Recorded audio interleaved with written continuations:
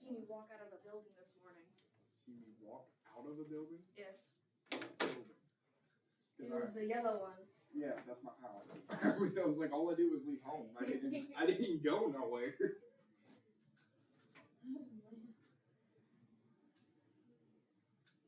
I think this box is a little broken. Probably.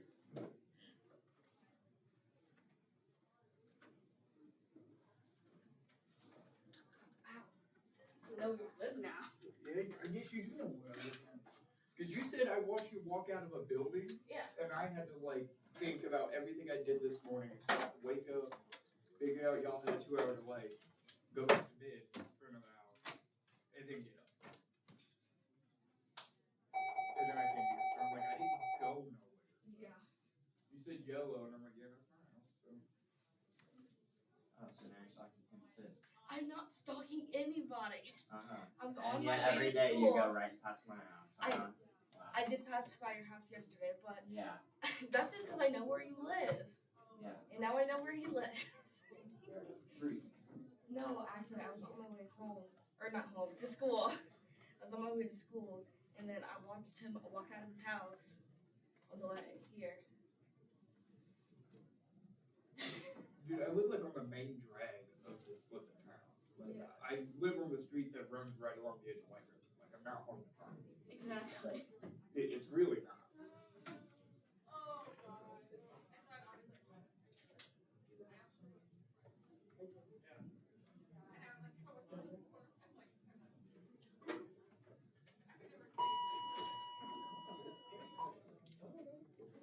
Finally, Friday.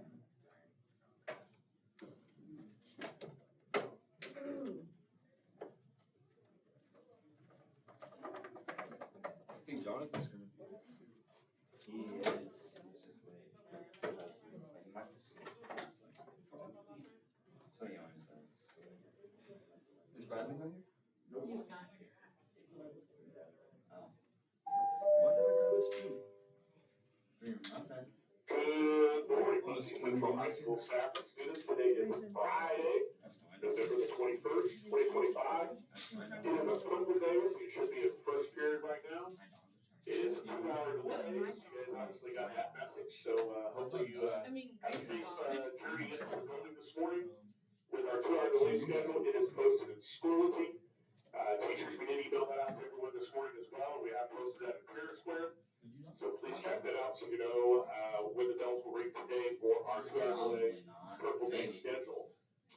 If you are someone who goes to the Career Center in the afternoon and you catch the shuttle, or you ride or drive over there when our third period ends at 12:20 today, if you ride the shuttle, you'll come down to the cafeteria. That shuttle will take off probably about 12:25. 12:30 or so it says delayed today.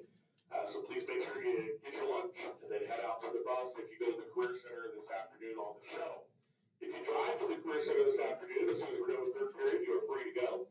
The Career Center is fully aware of our schedule and when you'll be released. If you're a cosmetology student and you need to leave earlier than that, we ask that you stop and see Ms. Watkins in Student Services. She'll get an email pass scheduled for you, an appointment pass, so that way your teacher knows when to release you from third period to head to cosmetology. So please stop to Student Services and we'll get you taken care of there. Do have a few announcements for you as we get started. First off, the Marvel Rivals team is meeting for their makeup match today after school, so please be in the esports lab. Honor Society is again hosting our Angel Tree, and we need your help. If you want to buy an item for the Angel Tree, take one of the ornaments that's on the main office window. Purchase that item, bring it back unwrapped to Mrs. Hughes in room 442 by December the 9th. We're also taking wrapping paper and monetary donations as well. So thanks again to our National Honor Society for always doing their Angel Tree, and we need everyone's help with that again this year. With Thanksgiving coming soon, FCA has started their gratitude chain. They have started to put it here in the main hallway. If you would like to add a link to the gratitude chain, there's paper down by the security desk. You can write out what you're thankful for, and we can get it added. So teachers, you're welcome to have your classes create the links as well. If you have any questions about that, stop and see Ms. Doherty or send her a message. Success Cats, Thursday, December 4th, after Thanksgiving. You will be meeting with Miss Ward, that'll be in room 216, at 10:45 in the morning. And for our athletic docket, we have girls basketball, they're hosting Newcastle tonight over at the Fieldhouse. That starts at 7 o'clock. Girls wrestling will be at Clinton Prairie tomorrow morning. That starts at 9. Boys basketball is hosting Connorsville at noon. That is a scrimmage tomorrow. And then girls basketball is at Blackbird tomorrow night. That'll be a 6:30 start over there. So good luck to our Bearcats tonight and tomorrow.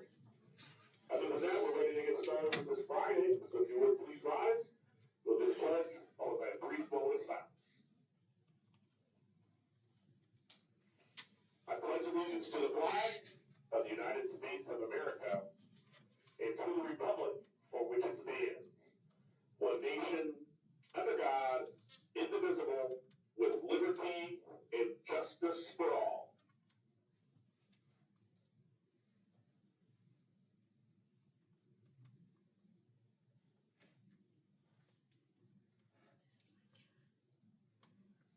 Staff and students, thank you so much for your attention this morning. You may be seated. And again, teachers, staff, and students, just double check the 2-hour delayed bell schedule today. Most importantly, when you're coming to lunch, and be on time for that. Thank you very much, and let's have a great Friday. Good morning. How are you guys? Hey, okay, how are you? I'm doing well, thank you. I'm Miss Tinder. Bradley's not here, obviously. Your guys' practicum teacher, Mr. Clark, is going to run your class today. Please give him the same respect that you give to Mr. Bradley. If you need a pass or anything, come talk to me about it. I can help you with stuff like that. But anything else, Mr. Clark is going to take care of. Yeah? I do need to do attendance real quick. I'm just going to have to run through your guys' names because I don't think I have it all right. Is Riley here? Faith? Robert is here. Isaiah? Kenneth? No. Josiah? Jonathan? Kiyomi? Wes, you're here. Madison? Okay. Gianna? Jalen? Denila? Tristan? Jackson?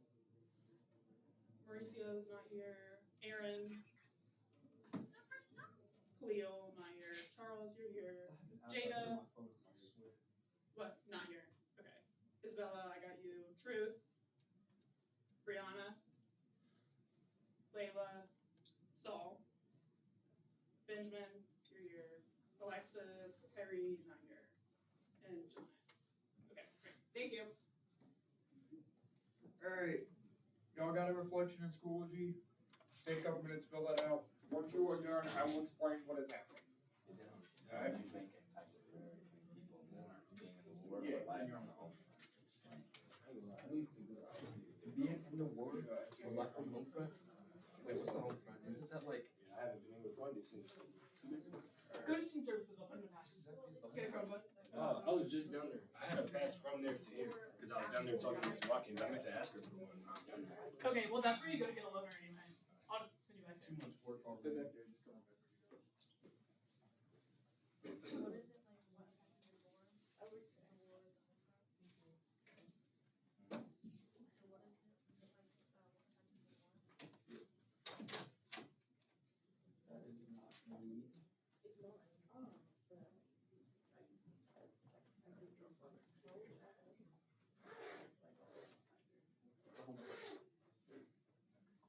What's the home front?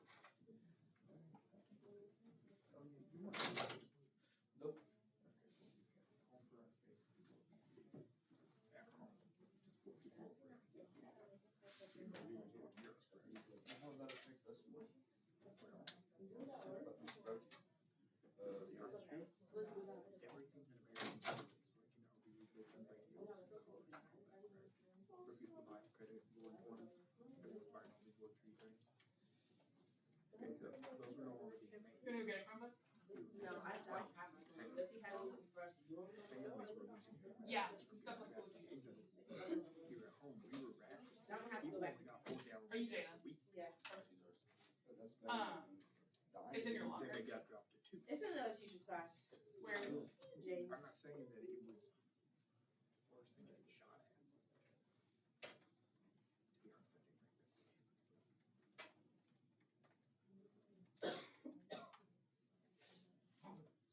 Right, go ahead. Who was the other person that just walked in? The other person that just walked. You, Aaron. I don't like these people. Down.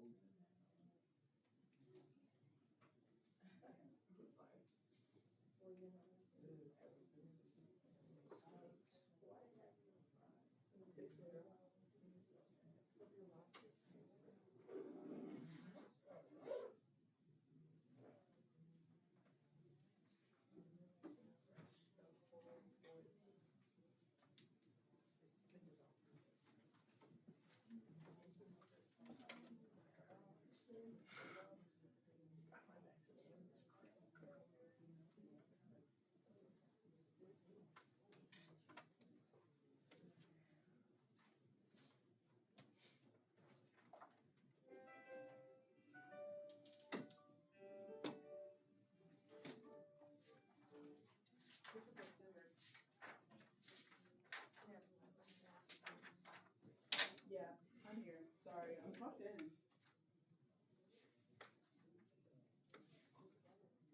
Okay, alright, yeah. I just realized some of my grades might be out because my notebook is everywhere. So you know, take a camera. It's there. I got some there. Why don't you just do your notebook in order, bro? Yeah. I mean, like, you can do it however you want. I can tell you to do your notebook. I just don't care sometimes. You just kind of scribble. After, Yep. after like I just a year opened and it. And these, that probably be a little bit of the reason why. yeah. Okay. It just resets and goes back to being healthy. Let's talk about this. What do you think? For your discussion questions. I feel like it impacted the people in the war more, even though we was rationing down, I guess, but like they're not dying all the time. They're not getting shot at. They're not getting PTSD from it. They're not experiencing it per se. Okay, they're not getting shot at, they're not dying. Being in the war is actually causing there to be a home front. Okay, so being in the war is actively causing there to be a home front. Because if we weren't in the war, would all of our factories have swapped to making military equipment? Would farmers have been trying to encourage people to grow freedom gardens and all that? Okay, so being in the war caused us to have a home front, right?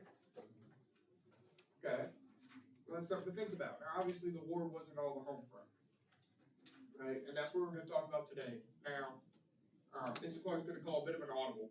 I can't get this thing to work because I can't log into that.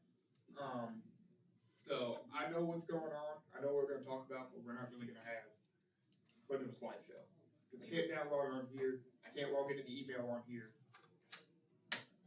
So I think she can. Is it on Schoology? What do you need? it's in his email address, which this thing updated, and I can't get back in there. It's in his email. Yeah, like I emailed it to him. Okay. A week or so ago. Yeah, we can get it pulled up on here. You can get it pulled up on there? Yeah. If we can get it pulled up on there, that'd be great. Here, come find it in his email. His email's pulled up. And we can also Cool, just but I'll take HDMI like hardwire into that. Never mind, Audible like being called off. On here. What's his email?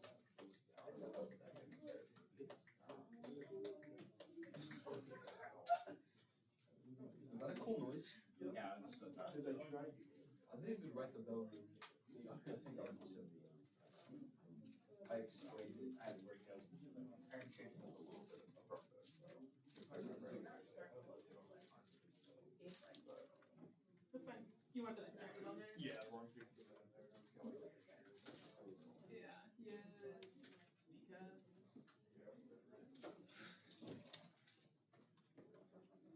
Recast was he, because he's got AirSync is what he's been using.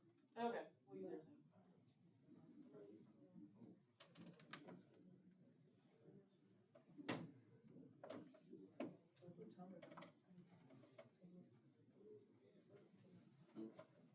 Sorry, it's making me update yours real quick.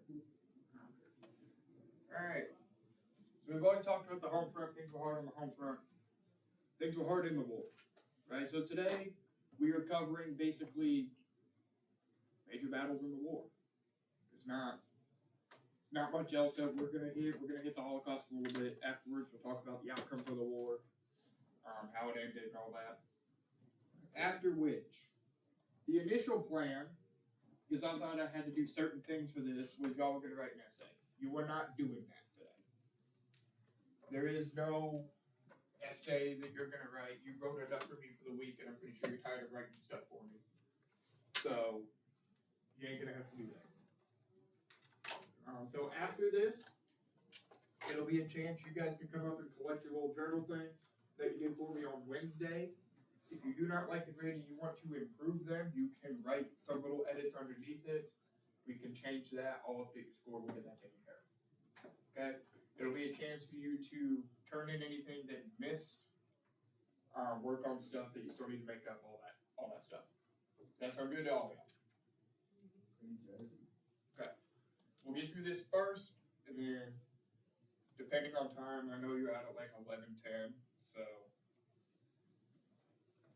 once we are done, whatever time you guys have, I'm not going to take it up with an essay. You guys can just work on what needs to be worked on. It's a Friday.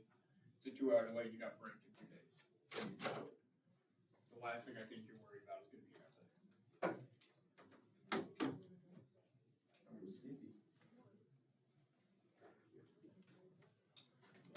So,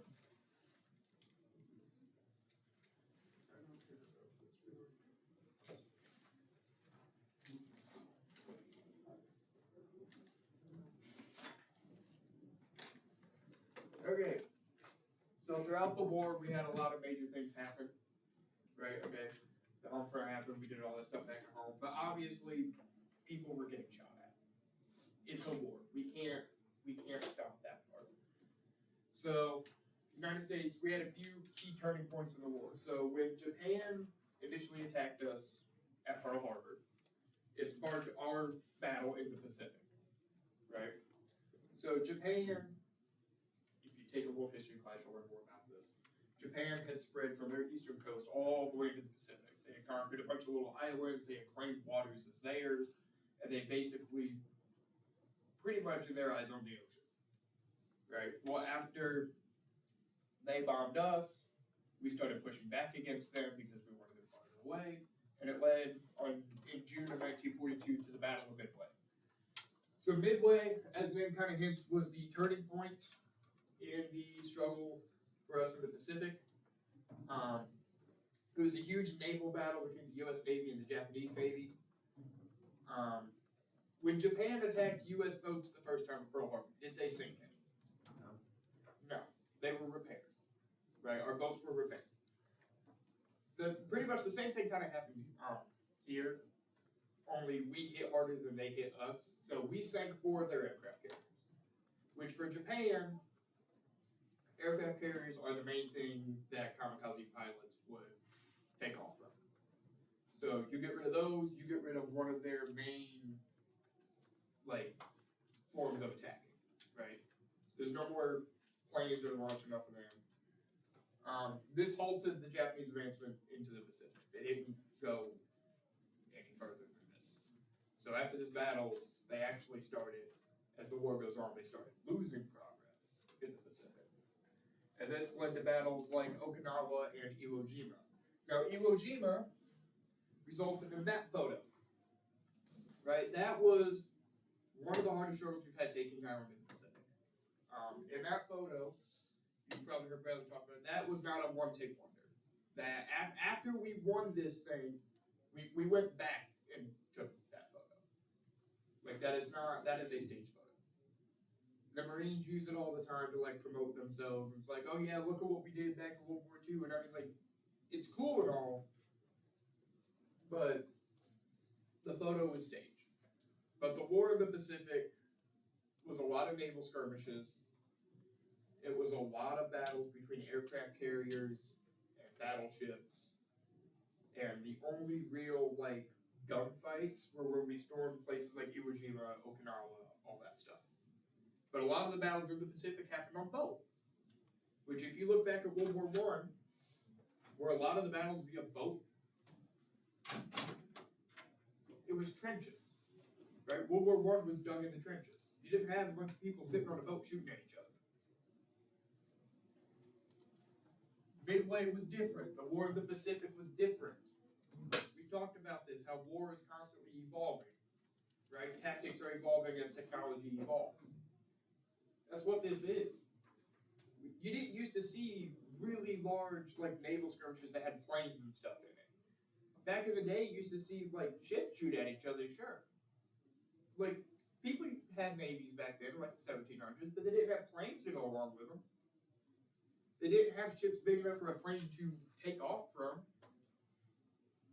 Technology advances. This is where we're going to spend quite a bit of our time.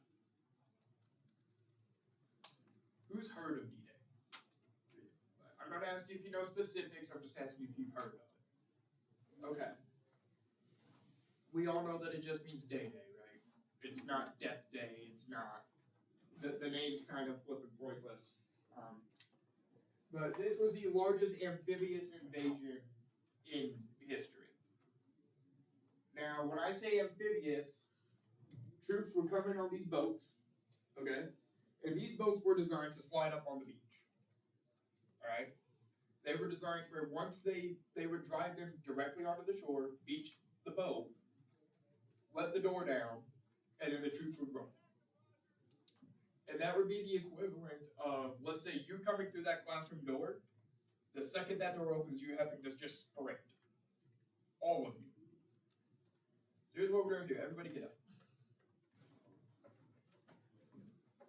We're trying something. Come on. It's Friday. Y'all ain't got to sit today. Head on out. We're going to try something. Alright? Now, unlike on D-Day, you're not going to get stuff shot at you or anything like that, but we're going to try something here.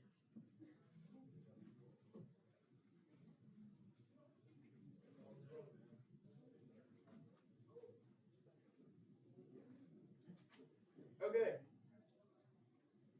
So when we did this,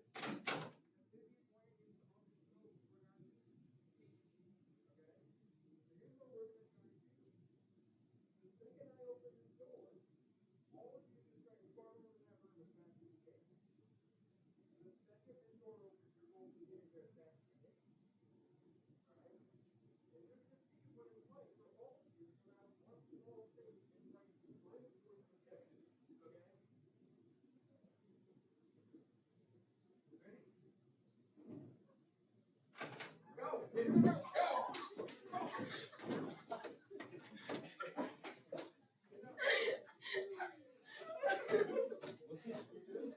Somebody fell. Somebody fell.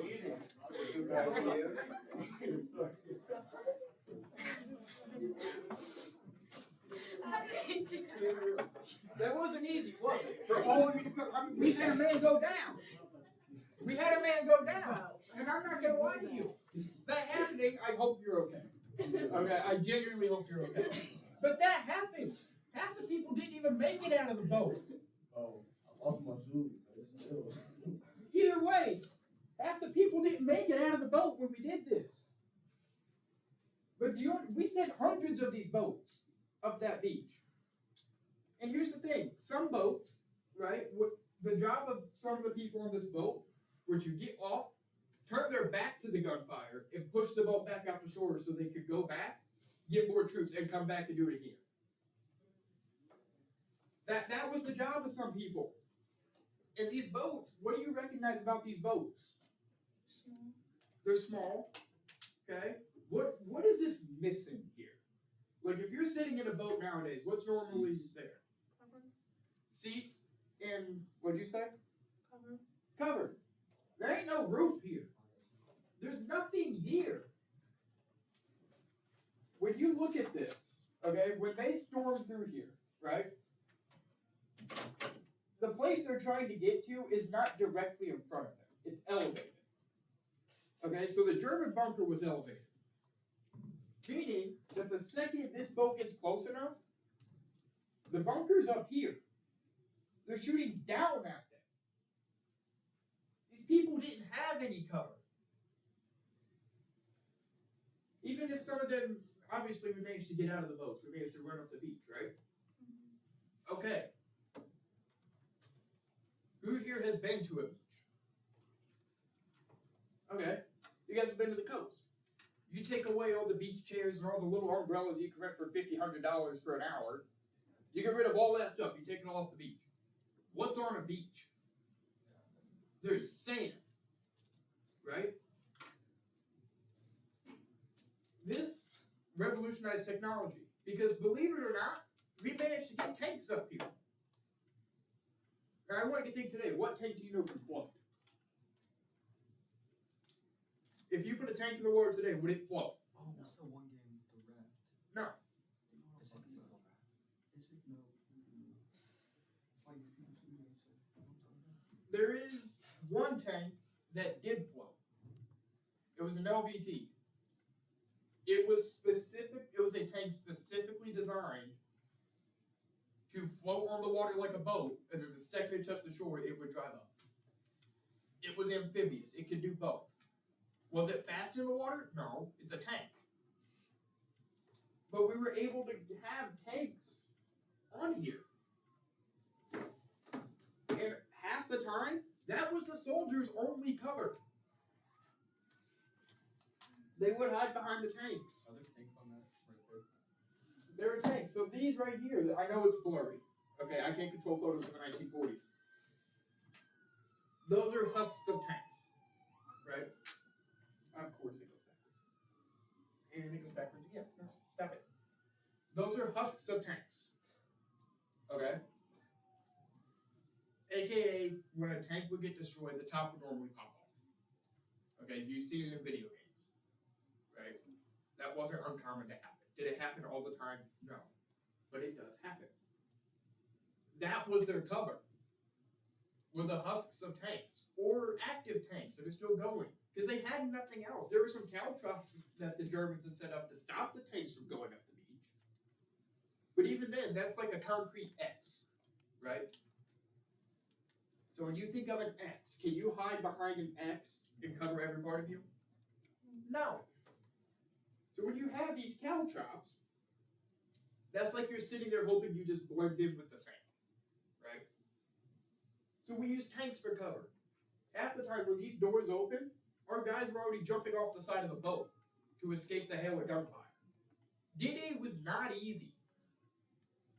It was gruesome. It was gruesome. We stormed the beaches of Normandy, and it wasn't just us. It was U.S., British, and Canadian forces that ran up this beach. Okay? But we won. Eventually, we won. But it costed us a lot in terms of lives, in terms of equipment, in terms of money. Do you know how expensive it is to build an amphibious tank? Like, think about it. We're coming off of World War I, right? The tanks back there were these big, clunky things that were meant to drive over a trench, not swim in the water. So much technology was advanced so we could make an amphibious tank. Now, is that still used today? No. Because it's too slow and, quite frankly, it's kind of stupid. But back then, it worked. But look at their equipment. Right? They're armed with a helmet, their vest, and a rifle. They are storming up at concrete bunkers with like machine guns mounted on them.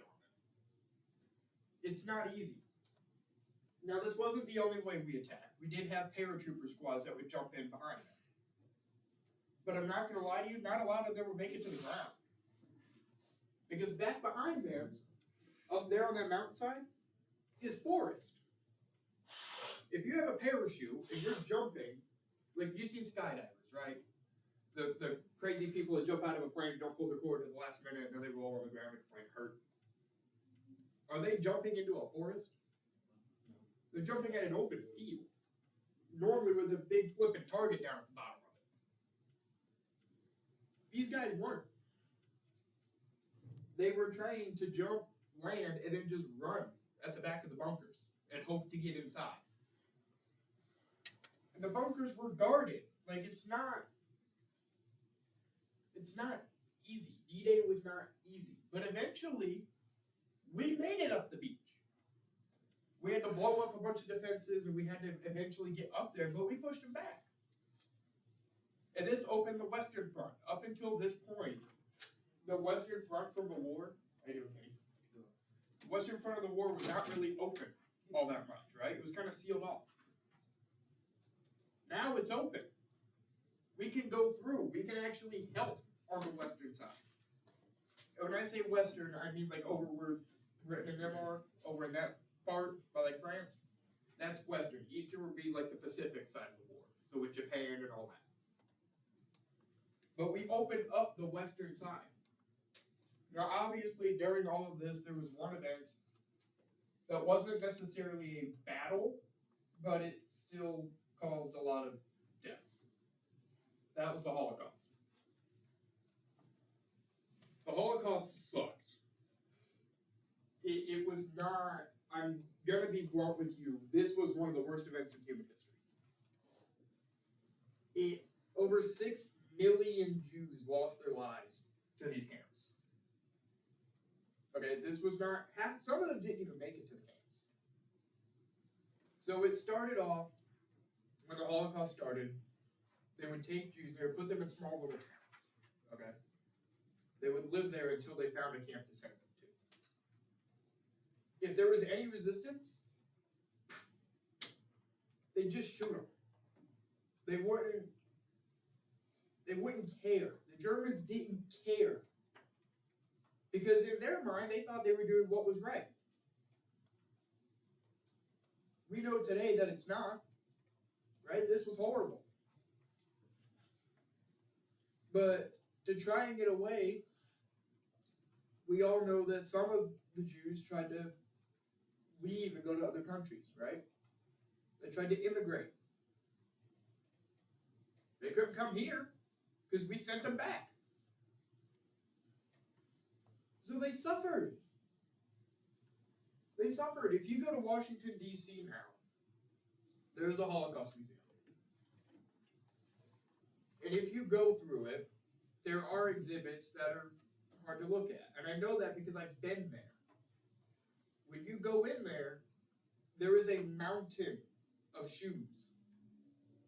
All of those shoes were from victims of the Holocaust. And that mountain of shoes could basically touch the ceiling. Like, it's huge. And it puts into perspective just how bad this was. These people weren't fed much. There were two different ways that people were fed in this. They were either fed barely enough to keep them alive, or they were fed a very hearty stew that made them feel full but provided very little nutritional value. Meaning they were getting to eat, but they were still dying. They didn't feed them enough. A few of them that knew how to be shoemakers, or knew how to be tailors, or knew other languages, would sometimes get jobs in the camps. But they only kept the ones that were useful to them around. And once they could no longer perform that task, they got rid of them.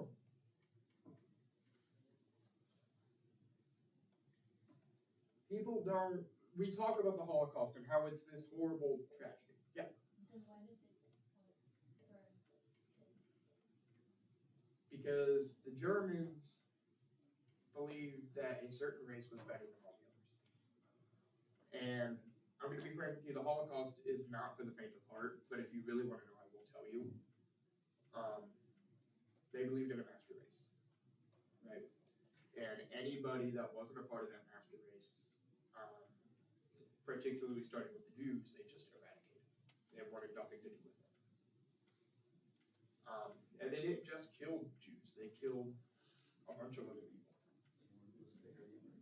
But they were not the Aryan race, it was not like this moment in history is horrible.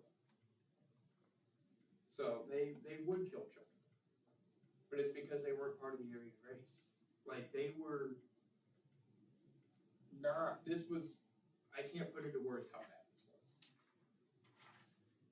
If you look at this bottom photo right here, that is the gate of Auschwitz. which was the biggest camp that the Germans had.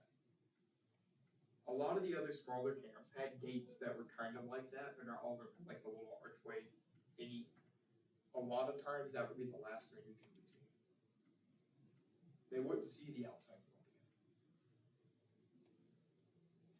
again. And the United States did nothing to stop this until we found a camp where we were over in the western part of the world. We eventually found a camp, a concentration camp that the Nazis had set up. What the heck is that? But once we found one, it put into perspective just how bad the camps were. But up until we like actually found them, once we broke through our D-Day and got into the western part of the war, we didn't do anything to stop it. I mean, we didn't even let Jews immigrate into our country without sending them back. Like, we didn't necessarily help stop this until we physically, with our own eyes, saw what was actually happening. And it was horrible. It was bad. Like, when people were found, when we finally ended the war, there were some that were still alive in camps, right? When we took over an area, if we found a camp within it, we would free the people. They were nothing but skin and bones. If they were alive. Like, it wasn't, we think about stuff today, right? Like, sure, we have prisons today. This is nothing like that. This is horrible. Because this was, in all honesty, worse than prison. Because if they were useful to the Germans, they got used for what they could do. And the reason they did it is because they were told lies that they would be given better food, better sleeping arrangements, better treatment in general if they helped the Germans with what they did. Which is why some of the shoemakers worked to make new combat boots, some of the tailors worked to make new uniforms. People that knew different languages helped translate for the Germans. But at the end of the day, if you could not perform the task that they wanted you to do efficiently, or if they hired you as a Jew and you did the task and then you got hurt, they just tossed you to the side. Because you weren't of use to them anymore. The Holocaust was a horrible time in history. And when I was in 8th grade, and we would go to DC, we would have talks with people that survived the Holocaust, right? And the stories that they tell are gruesome. They're horrible. This time in history is really hard to talk about. Because it doesn't matter who you are. When you see something as bad as this, it's not easy. Like, I love World War II. I'm going to be honest with you. I love World War II. But as someone who had family that were in these camps, this is not easy to talk about at all. Like, a lot of people were affected.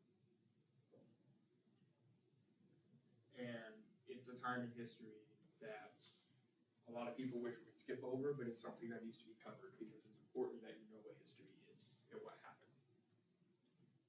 What's happened, happened. What happened here was horrible. And we can't change that. But we can look at it and we can learn from it. Which is why I teach the Holocaust in World War II. It's not the greatest thing, but it's something that needs to be taught. Now, on May 8th of 1945, Germany surrendered from the war. Right? We had pushed them back, which ended the rule of the Nazis in Germany. This also marked the end of the war on the European front. However, World War II wasn't over yet. Right? Because who surrendered? Germany. Who didn't surrender? Japan didn't surrender, did they? They're still here. They're still fighting. But Germany realized that what they were fighting for was lost. Like, their part in this war was done. They lost. So they surrendered. Meaning that people were like, this started something that I reference as EV Day. It's European Victory Day. This was the day that on the European side of the war, they had achieved victory. We still hadn't yet, because we were still fighting with Japan over in the Pacific. So while yes, Germany surrendered, yes, for what we were told, Hitler killed himself. Right? For what we were told. There's obviously things that say, oh, he ran away to somewhere in South America and whatnot, but for what history books say, or what most sources say, he killed himself. But the war wasn't over. So we needed a way to end the war. And United States President Harry S. Truman decided that the atomic bombs would be a swift end to World War II. And on August 6th and August 9th, we bombed the Japanese cities of Hiroshima and Nagasaki. Now, this was the first time an atomic weapon had ever been used in combat. We had done tests in like remote deserts. We had done tests on remote islands. But we had never actually dropped a weapon of this size, or a bomb of this size, on a city. When these bombs were dropped, the cities were basically leveled. And the other thing, other bombs that we used during this war, they were just explosives, right? Like they would explode, they would destroy stuff. These were atomic. Does anybody know what atomic means? Split atom. That it is. Who here knows what Fallout is? The video game series? Okay. Nuclear fallout. The cities were uninhabitable for a long time after this. And there's a radius whenever an atomic bomb goes off. There's like the dead center of the explosion, and then the effects can stretch for miles. Obviously, the farther away from the center you are, the less the effects are. But the effects of an atomic bomb stretch for miles. A normal bomb, you may destroy a quarter of a city, or if you drop enough of them, you can destroy a city. One of these torched a city. And people couldn't go in there. Like, the city was gone. And we did this because, according to our president at the time, it was either we try this and see if it'll end the war quickly, or we invade mainland Japan. And Harry S. Truman at the time said, drop the bomb. And photos up here, like that's what an atomic bomb looks like when it goes off. It's scary. Like you can see that from miles away. Even if you're not affected from it, you can still see the mushroom cloud, the flash of light, and hear the explosion from miles. Like even those that weren't affected from it still saw what happened. Like very visibly. And to probably no one's surprise, it did end the war. After we dropped it on September 2nd, Japan officially surrendered. It was a very quick turnaround at the end of the war after we dropped the bombs because Japan is now recovering from 2 nukes being dropped on them, essentially. Like, it's not, the recovery process for Japan was not easy. Because for a decent bit of time after we dropped the bombs, they couldn't even get close without getting radiation sickness. Like, it's not, World War II was the most violent conflict in history, or at least one of them. In total, this is including like civilians and users, this is just soldiers, an estimated total of between 60 to 80 million people lost their lives over World War II. The United States has a population of like 200 something million today, right? Okay. That's almost a third of the current United States total population that was lost in one war.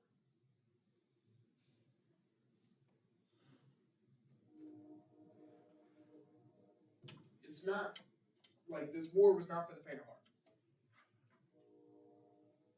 Okay. World War II was brutal. It was violent. And while sure, we got technology advancements, and sure, we were seen as heroes of the war, that doesn't mean that everything about the war was good.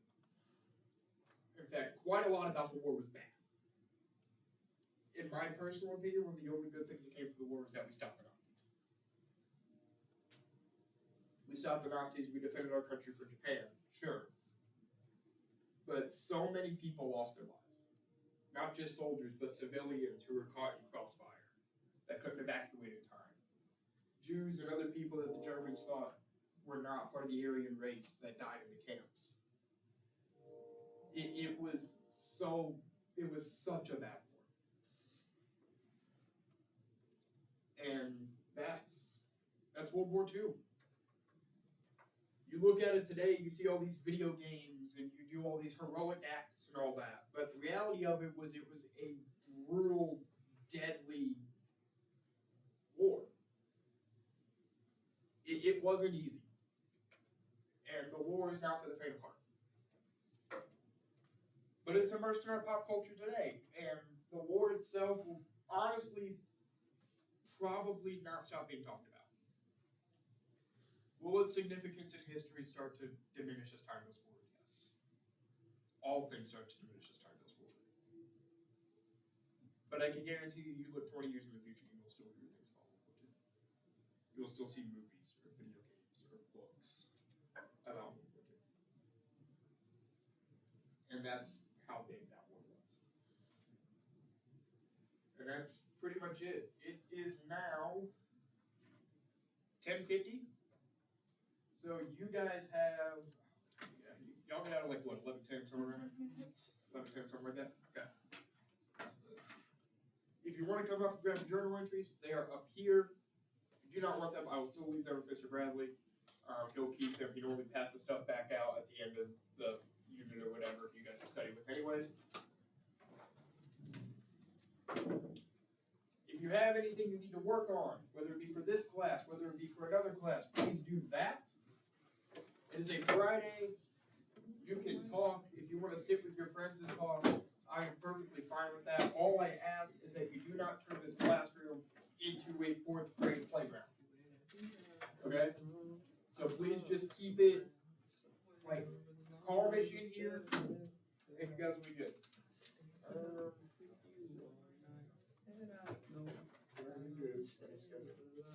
Here's y'all's stack. I got 2 years to let y'all skim through, find it. If you don't like the I'll grade, send you a pass. you can do edits. I'll change it. They're recording. Okay, I can't. But you know what I mean. It's completely up to you. They're If you like what we recording. have, keep that. What's your name? So, Every time he's not here?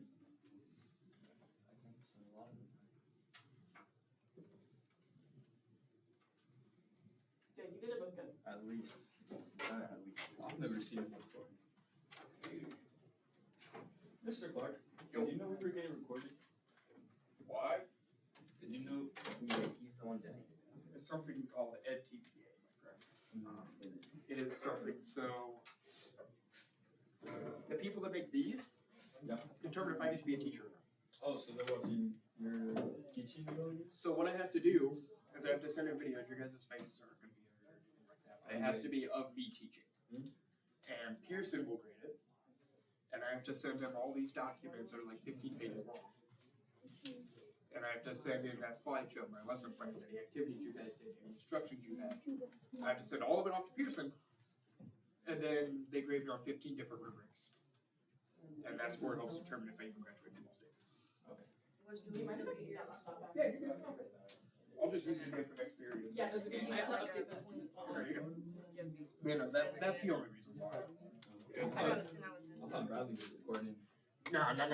I had to.